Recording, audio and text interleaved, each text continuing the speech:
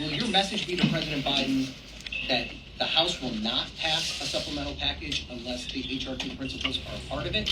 Or is there room for negotiation around the border security measures? And do you believe the Senate has made progress in that?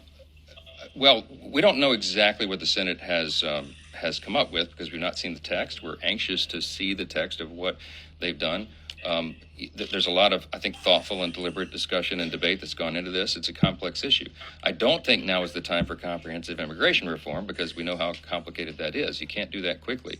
I do think it's past time to secure the border, and that's what HR2 reflects. Remember, we passed that bill more than 8-9 months ago now, and it's been sitting on the desk. HR2 had very important elements. Restore Remain in Mexico policy, end catch and release, reform the asylum program, the broken parole process, rebuild the wall. Those elements are critically important. You can't choose from among those on a menu and assume that you're going to solve the problem. This is not a Republican talking point. 2-3 weeks ago, I took 64 House Republicans down to the border. As you know, we went to Eagle Pass, the epicenter. We talked to the people on the ground. We talked to Border Patrol. We talked to the sheriffs of the counties on the border.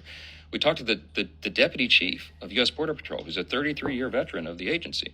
And they told us, and I've told you this before, they said the best metaphor. He said, we feel very much like at Border Patrol right now that we're administering an open fire hydrant. We don't need more buckets. We need to reduce the flow. We know how to reduce the flow.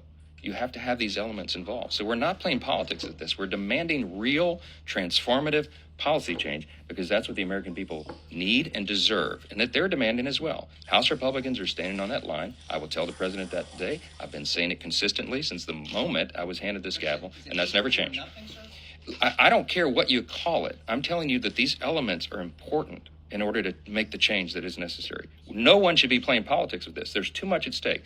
Fentanyl is the leading cause of death for Americans age 18 to 49. Trafficking is a scourge. The cartels on the border down there are making billions of dollars trafficking humans into the U.S.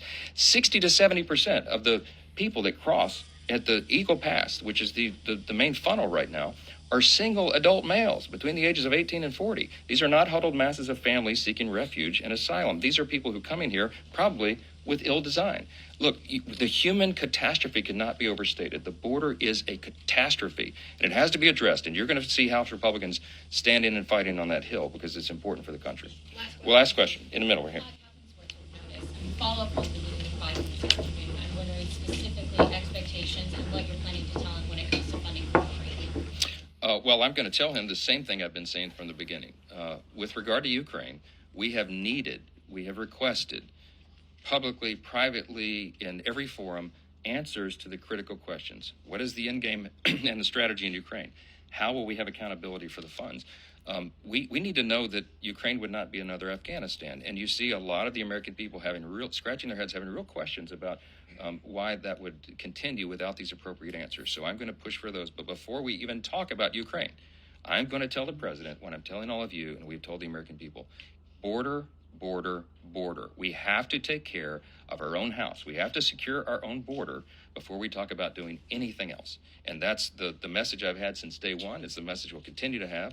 And I think that's the message the American people want us to deliver. I told that to the president myself on the telephone. We had a 30-minute phone call, I think Thursday of last week. And I look forward to seeing him in person again to deliver it personally. Thank you all for the time this morning. Appreciate it.